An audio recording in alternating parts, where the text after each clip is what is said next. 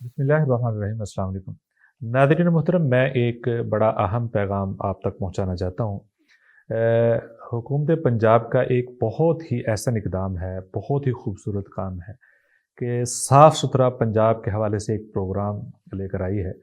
और अब आप देखते हैं कि आपके शहर में, हर शहर में कूड़ादान चंद कदमों के फ़ासले पर पड़े होते हैं और हर जगह आपको सफाई करने वाले नज़र आ रहे होते हैं।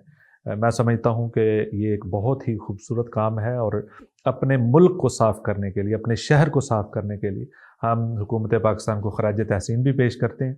लेकिन इसमें बहुत अहम ज़िम्मेदारी हम पे भी है कि हम भी अपने आप को साफ़ सुथरा रखने की आदत डालें। हम भी कूड़ा जो है इन कूड़ादानों में डालने की कोशिश करें।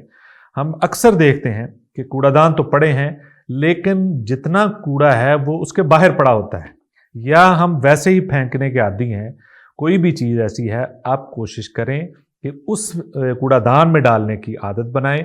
अपने शहर को, अपने मुल्क को साफ करने का अपने आप को आदी बनाएं। हम आदी नहीं हैं, हम साथ नहीं देंगे हुकूमत का, हम अपने आप को साफ रखने की कोशिश नहीं करेंगे, अपने शहर का माहौल साफ नहीं हो सकता।